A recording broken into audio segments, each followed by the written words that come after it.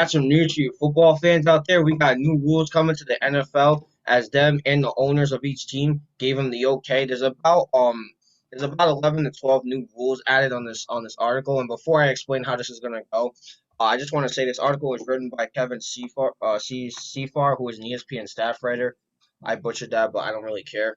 Um, here's how this is gonna go because this is a bit of an untraditional video. Since this article is more of a list than it is of an actual article, um, we're just gonna go over each rule. We'll mention the first one, and we'll give you our thoughts quickly, and then we'll just move on to the next one, and then we'll give you our thoughts because and repeat on with that. So with that being said, let me give you the first new rule, which is a rule that's been going around that was a rumor, but now it's a reality. This is a rule that's been going around for a while now, and that's the relaxation of the jersey number. So basically, what that means is that the numbers for each position are more open to the players. And hang on, I have a screenshot somewhere on my phone.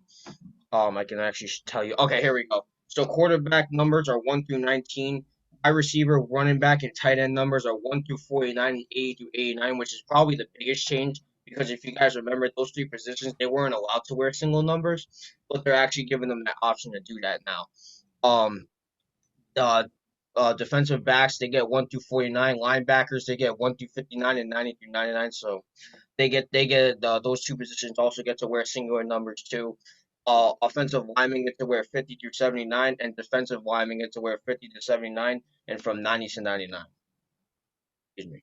Let me give you my quick thoughts real quick. I actually like this Mario. I know this is going to be stepping off a bit untraditionally, and a lot of football fans don't like this. A lot of players actually don't like it either. I remember Stephon Diggs last month was saying that he's not going to change his number because people already bought his jersey with his original number on, and he doesn't want to rebrand now, which makes sense. Tom Brady spoke out about it earlier today on Instagram. He doesn't like it either. He thinks it'll kind of mess you up in their head because we're all so they're all so familiar with one another on each team. But I think I like this Mario. I really do. I really don't think that your number should be restricted based off your position. I can't tell if it's because I play a different sport or that's just how I think overall. You guys can debate that in the comments down below. And I really want to hear what you guys think about these rules, by the way, in the comments down below. But personally, Mario, I like this. And it's gonna shift away from the tradition, but I don't think players should have a certain number because they play a certain position. I think they should just be able to wear whatever number they want. And that's that. As long as each two of the same players wear the same number. That's obviously you can't do that, but you get my point. Right. I mean, the other thing too, Nate, is numbers have a lot of meaning to a lot of Ab- players. Absolutely. Players wear certain numbers because of certain meanings, and some players can't wear those numbers, can't wear those numbers that have a meaning to them because of the position they play. Like for instance, if I were to play cornerback, my favorite number is 18 because that's the day I was born. I can't wear number 18 if I'm a cornerback. Now you can, you know? Now if I want to wear number 18 as a corner, I can. Same thing. And college does that. College does that too. Like they got wide receivers wearing single digit numbers and everything like that.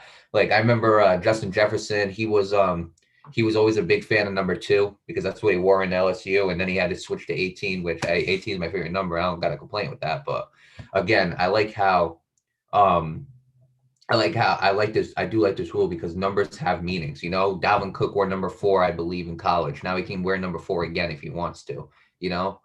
Now, obviously, the big part about this. Now, here's the big issue about this thing is there are players who are already probably wearing numbers that other players want, which means usually when that happens, they have to buy the number, or sometimes they just give it to them. It all depends. But Right. I was gonna mention that too. but that's my point. That's my point right there. Is the fact that that's the only issue I have that there's going to be with this rule right here is that they're going to be players exchanging numbers and everything like that. But I do like this rule because it allows players to have more freedom in whatever number they choose. You play baseball, you could choose whatever number you want from 1 to 99. So that's the rule I really do like because numbers have meanings. My favorite number is number 18 because that's the day I was born. If I'm an athlete, I want to wear number 18. But if I play a certain position, I can't wear number 18.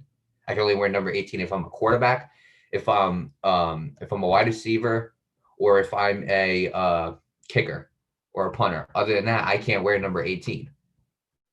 But I'm glad that they are changing this rule, and I completely agree with the rule change. Absolutely. And you can thank one team for the suggestion, and that team is the Kansas City Chiefs. They actually brought up this idea, so you can thank them for that. Next rule. Next rule. This one's actually a bit of a complicated one, so listen up. And by the way, before I say anything, this rule was suggested by the Philadelphia Eagles, so you can thank them for this as well if you like it. NFL approved a 1-year experiment in an attempt to make it easier to recover onside kicks. So I guess what's going on here, Mario, is they want to make it easier, and I would safely assume more safely too. They want to make the game a lot more safer because like we talk about with a lot of football players end up getting in trouble and stuff like that, it leads to like head diseases and stuff like that. So I'm not sure if they're trying to make it easier or safer. Um, but they probably also want to increase the rate of teams getting onside kick. Um, I'll say this, okay? I like it in the sense that it could probably increase player safety. Obviously, I preach that a lot, with sports. I want, even, especially with football, it's a lot harder with football because football is meant to be a hard hitting sport. But there are some aspects, like onside kicks, and you got to dive for the ball. But here's the thing other players, big guys that are 300 pounds, all these other guys on each side are trying to dive for the ball. And some guys even get hurt from that.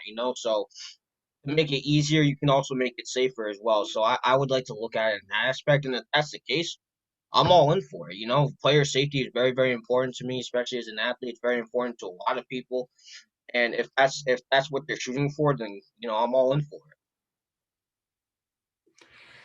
Yeah, I mean, if it's for player safety, then I completely understand it. But as for the rule itself, I'm not a big fan of it.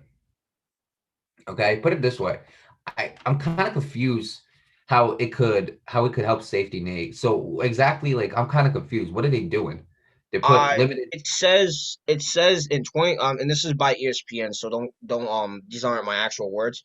It says, and I quote, in 2021, the receiving team on kickoffs will be limited to 9 players within 25 yards of the ball. So I guess they're limiting the amount of players that can actually receive the ball in these instances. And it also says last season NFL teams recovered only 3 of 67 onside kicks, which is the lowest in recovery rate since at least 2001.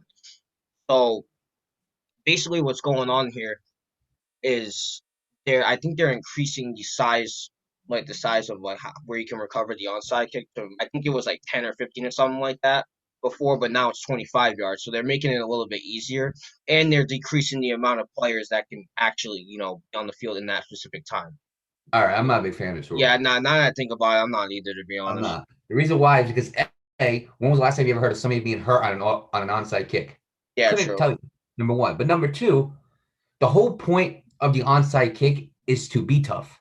That's Yeah, why. exactly. That is the point. So when the other team, the opposing team, gets the onside kick, it looks that much better. It's Right, that much more impressive. Now you're gonna raise the odds for them to get it. It doesn't make the onside kick impressive. I like the onside kick because even though most likely your team is not going to get that onside kick, you still watch it because there is that small possibility you can get it back. mm, Simple as that. And when it happens, it's something to watch. right, So again, absolutely. you raising the odds of them getting, I don't like it. I don't. I want the Yeah, onside kick to stay the way it is because even though well, God, this game's over, you still watch that onside kick to see if you get it because you know that there's a small possibility you could get it. That's why. And that is the fascination of the onside kick right there. Is that when you right, make it, it's so great to watch, you know? right. Now that I think about it. Right now that I think about it, I actually don't like it too because this reminds me a lot about the when how now MLB made that rule where if your team goes in the extra innings, automatic run on Yeah. second base. That's what it reminds me of because you watch the extra inning games, it gets intense. You want to see who wins that game. It's same thing here. When you see the onside kick, you want to see who recovers that ball. You know what I mean? I don't know. It takes away some of the anticipation on it. Now that I think about it, it doesn't make any sense to me. So all right, next one. Third rule says table the rule that would have expanded the area where players are prohibited from blocking below the waist. So I guess this means that you can now block someone from like the waist down, so like your legs pretty much. Um, I don't know, Mario. I think about this and actually, I don't know what to think about this to be honest with you. I'll say this, okay? I'm 50-50. Obviously, obviously when it comes to blocking, sometimes you're in a situation where you can't grab someone from the waist and you kind of have to dive out and grab them by the legs. That's fine. But I don't know. The other 50, I don't know why I'm 50-50 on this. I'll probably have to sleep on this a little bit, but as of right now, I kind of understand why they did it, but I don't know. I'm not. I don't really have a big whoopie opinion on it as of right now. Yeah, first of all, Nate, this is when the NFL absolutely makes zero sense. Yeah, Let's come up with a rule that will prevent people from getting hurt from onside kicks. When onside kicks, I barely even ever see people get hurt. But let's create a rule where somebody could get possibly hurt even more. yeah. That's probably why You're gonna I'm. tell me if That's you probably clip why I'm someone's fifty legs, fifty. that's not a you're not increasing chances of injuries? You're gonna Come crush on. someone's knee, damn it. Like, see, this is see again, 2 hours already because the NFL doesn't make any sense when they come up with this stuff. We create one rule to save them, and we create another rule to hurt them. Like in the other rule that you used to save them, they weren't getting hurt in the first place.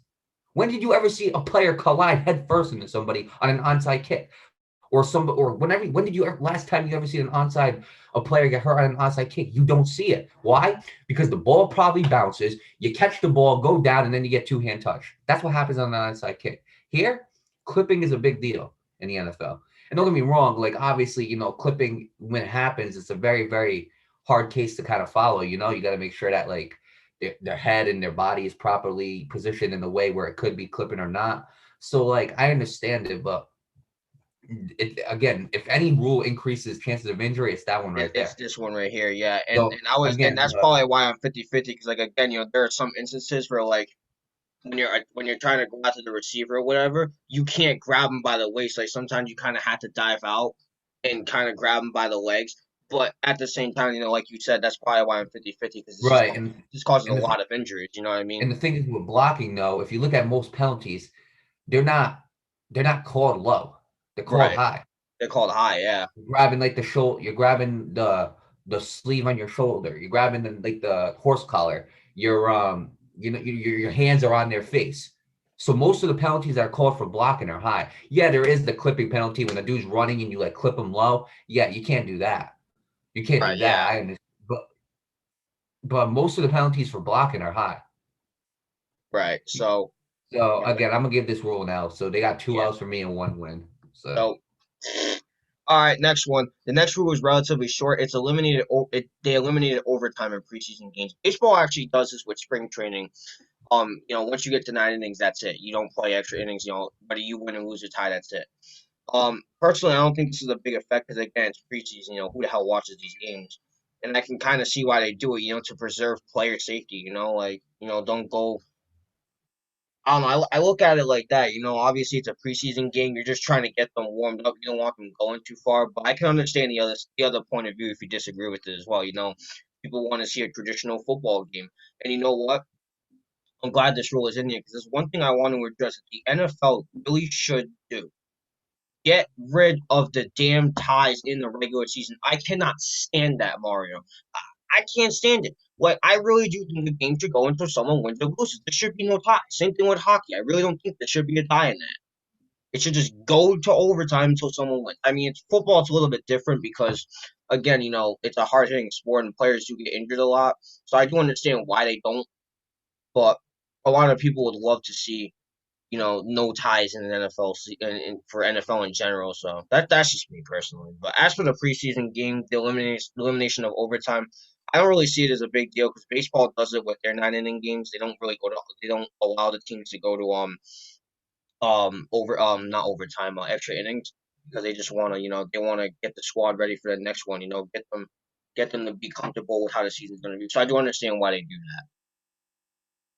yeah, I do like this rule though, Nate. I do like eliminating overtime and Yeah, preseason. The reason why is because um 4 quarters should be enough. Preseason is to determine like who's good, who's not. yeah. Where does this guy stand, and where does this guy stand? How It's not traditional.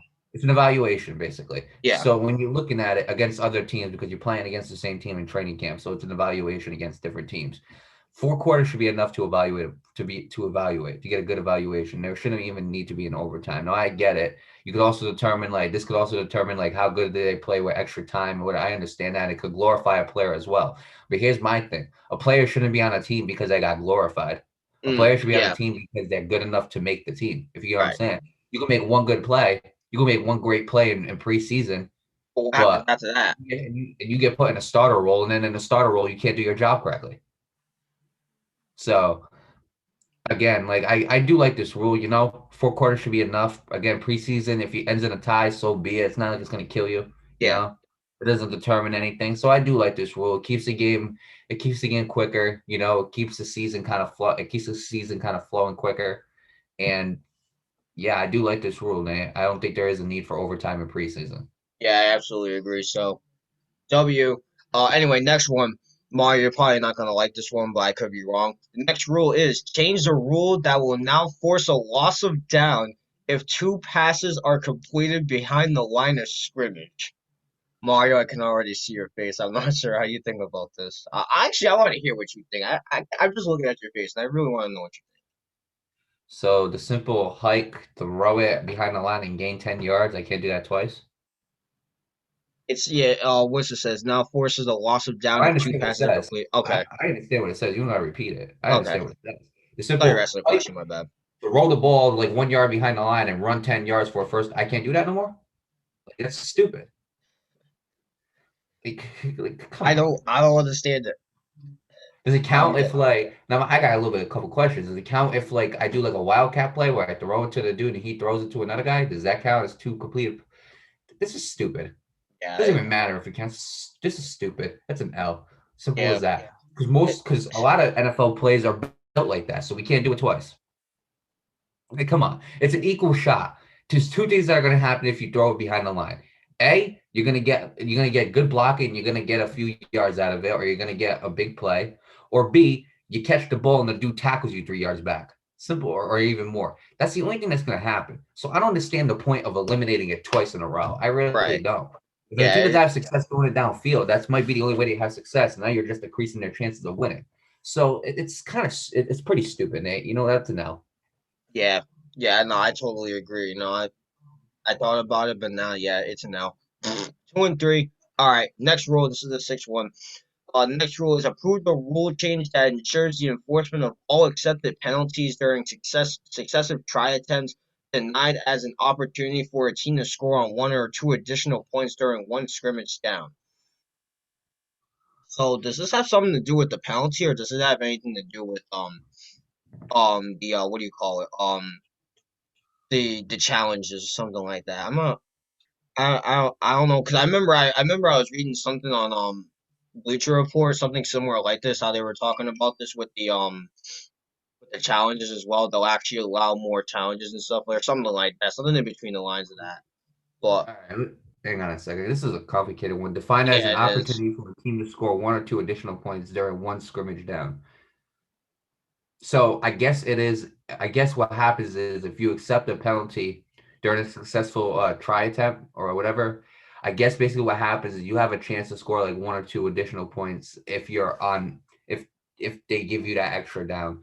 Honestly, Nate, keep the penalties the way they are. Yeah, that doesn't make any That's sense. stupid.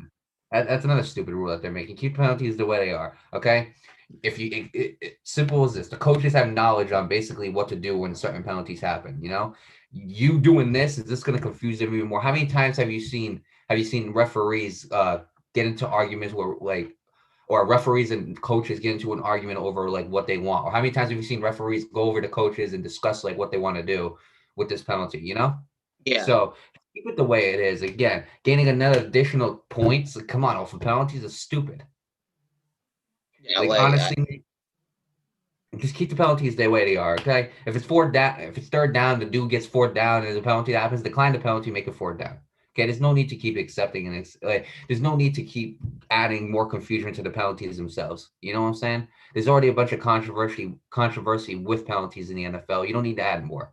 So another L rule by the NFL. yeah, absolutely, absolutely. Yeah, it just doesn't make any sense. But hey, it's the NFL. I'm not the one that makes the choices. Um, here we go. We got another complicated one coming up. So get this: did not act on a quote unquote spot or choose proposal from the Baltimore Ravens for the winner of the overtime coin toss. In that scenario, the team would have the option to choose either which team will have the first possession of overtime or where the ball would be spotted. Yeah, I don't like this. I really think the coin toss should just stay the same. Like, why are you gonna choose a team? I'm looking at his face right now. I'm trying to keep a straight face. Why are you gonna choose a team and where the ball is? No comment. L, big L right there. I can. So what, you're telling me I can choose to put the guy on the 1 yard line? What's that gonna do for me? Like it's just. Oh my god! Like what Oh, are these these are bad. rules?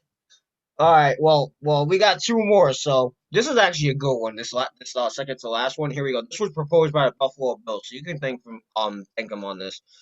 They proposed that the league should have pushed back interviews for general managers and head coaching positions until after the championship round of the playoffs, and would have prevented hires until after the Super Bowl. It would have been further studied. So basically, what's going to happen is like teams can't hire general managers and head coaching positions until the season's over, which is how it should be. You know what I mean? I really do think that's how it should be. You know, that's just an unfair advantage. You know what I mean? Because once every team needs a new coach and they got the coach, but then someone fires a coach and then after the Super Bowl, something like that. You know what I mean? Like it's going to be a lot harder for you to find a coach. I really do think the teams need to have an equal advantage. So I really do like this. I actually really do like this idea by the NFL, which personally I'm not even sure why this was a rule to begin with. It's really, other leagues do it too, but I, I guess I learned something new every day. The NFL didn't do it, and now they are, and I like it. Yeah, I do like this rule, Nate. I think it gives every team a fair chance, opposed to just the ones that are out that can go to that interview process early. I think it gives them a fair chance, I really do. Obviously we hear about a bunch of coordinators who like end up or they're in the Super Bowl and they have like and they accept a job before the Super Bowl even begins. So yeah, I do like it's that a Yeah, perfect example of that was Kyle Shanahan with the Falcons. He accepted that role with the Niners before the season even started, but yeah, he had to, still coach the Super Bowl. So I completely agree with that. I think this is definitely something that needed to be done. yeah, And I do absolutely. like that rule very much. Now, before you get to the next one, you skipped one. And Oh, I this is did. the one that decided to include taunting among its points and emphasis for 2021. McKay clarified that the emphasis would be directed not at celebrations, but towards acrimonious interaction among players. This one's tough. Okay. And the reason why is because Hmm. that is tough, Nate. Taunting among its points. So if a player taunts, does that mean it could affect the points? Like that's just I, I don't know. I don't know. so yeah, basically it's not towards celebration, but it's towards like if two players start talking, the player's taunting him while talking, whatever. Stop. Let's stop this right now, okay? Simple as that. Look, if you want to penalize somebody for taunting, I'm completely okay with that. Okay. But if you're gonna like literally take away points for taunting for be like, come on. There's so many players in the league who are just confident and cocky. You know what I'm saying? So I'm not gonna name which ones are which because that'll take forever. But come on, man, like see, another L rule. If they taunt, give them a penalty. Fine, pushing them back 15 or 20 yards, and whatever it might be. If you want to enhance that and say, well, guess what? This TD don't count to prevent the taunting. Fine, that's what. But this, preventing points, that might be what they're talking about. Actually, what I just said, which is like if you taunt, we're gonna take away the TD. I mean, it again, in my opinion, Nate. It all going now, like rethinking about it. All depends how you're taunting. You know, if I think if you're, I think if you're like talking drunk to the guy, I don't think that should happen. But I think if you're being like genuinely like disrespectful, like if you like throw the football at them, or like if you're like talking, if you're like walking up to them like in their face talking, then yeah, I believe you should throw that taunting flag. But if it's just two guys taunting back and arguing back, like yapping at each other back and forth, I don't agree with that. But if it's something to the point where like dude's in your face talking crap to you, or dude pushes you, or a guy throws the football at you, or walks over to the other sideline and starts something like that could cause a commotion, or then yeah, you should. So it all depends. So I don't have a yes or a no. That's like a 50-50. Now Yeah, reconsidering it. When I first thought about it, I was like, yeah, that's ridiculous. But now since I rethought about it and I talked about how like you could even take a TD away from them if they are taunting like to the point where it needs to be taking a TD away, then do it. So now rethinking about it, it's a 50-50 chance. It all depends on how badly they were taunting, in my opinion. yeah, absolutely. Yeah. Now that I think about it, it makes a little bit more sense to me. So it's something that I'm gonna have to see play out. So not neither a win nor a loss. It's just something that we're gonna have to see fan out. Now we got the last rule coming up. This one's a little bit complicated, so listen up. The last rule says completed a study of the sharp drop in offensive holding during the 2020 season. McKay said that Walt Anderson, the NFL Senior Vice President of Training and Development, will clarify the standard and put together a video for teams to consume before the 2021 season. So basically, I think what this one's complicated, Mario. It really is. So I think what's going on here, if I'm reading this correctly, is that they're gonna put together a video of all the offensive holdings during last season. And yeah, I'm kind of stuck right now. I think this was the one I was trying to mention before, where like I could be wrong on this, but I think this was the one that I was talking guys about before, the one that she's on Bleacher Report, how you can actually like review offensive holdings. I could be wrong. That could be wrong. So don't take my word for it completely. But yeah, I don't know, dude. I don't know. This kind of I'll say this, okay? The penalties, like you know what I mean. Like we all don't like them. You know the Too NFL, the close. NFL refs. I gotta. What's up? Oh, What's my bad. You stopped talking. My thing kind of glitched out a little bit, but continue. oh I'll say it oh after. oh you're good. Like I know some penalties, they get called and they're not, they're really bad. Let's be honest.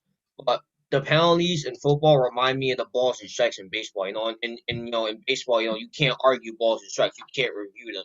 You know what I mean? A lot of people aren't gonna like what I'm gonna say, but I really do think that once the penalty is called, the penalty is called. You know what I mean? Like you can challenge, plays and all of that. You can challenge like if this was a first down or if it wasn't a first down or if that was a touchdown or if that wasn't, you can do that. But penalty part of it, I don't know. I don't know. I really don't know what to think about it 'cause this is a very complicated one to be honest with you. So I'll give it to you, Mario. I'm still a bit. I have question marks because I'm still a bit. I'm a bit confused on this one. Look, I'll answer it in one statement. If this allows them to call more consistent like holding penalties, or to differentiate what a holding and a holding not, and what a holding is and what it ain't, then I'm all for it. Okay, Right. because Yeah.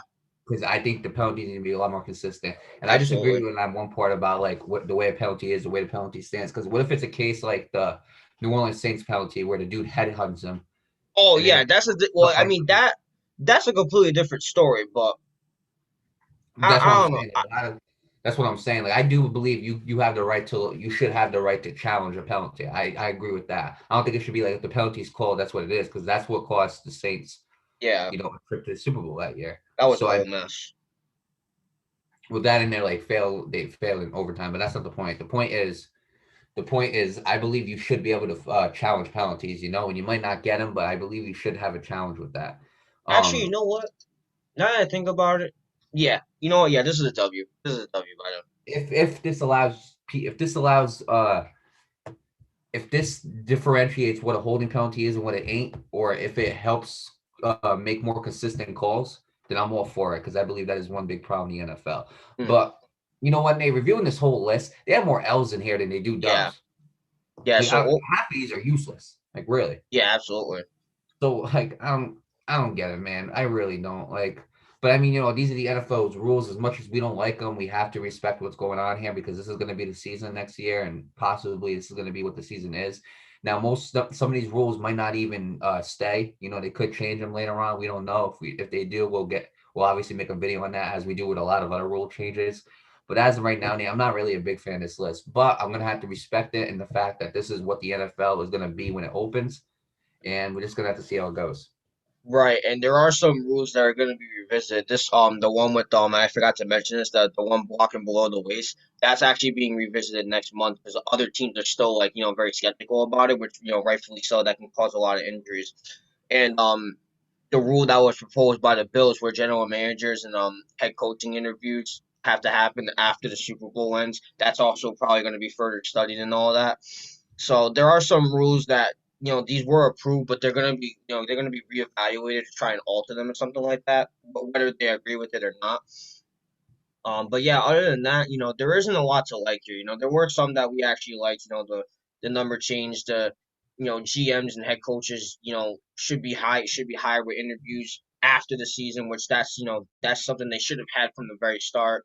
Those are rules that like. As for the other ones, I don't know. There's a lot to dislike here, but at the end of the day, like Mario said. It's the NFL. It's their decision, not ours. We're just the fans. We're not the ones doing the work. So with that being said, what I'm gonna do is I'm gonna list the rules down in the description down below. And as a result, I want to hear what you guys think about these rules in the comments down below. We really like to hear your feedback on it.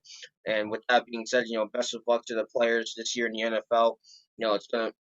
It's gonna be a better season now that the NFL expects to have full fans in the stadium. So we'll probably get back to normal with that. So best of luck to the players and coaches. Best of luck to all the front office executives. And we just can't wait for football. We got like what, like 5 months, 6 months left before we got the season, maybe a little less than that. I don't know. But best of luck to everybody who's playing this season.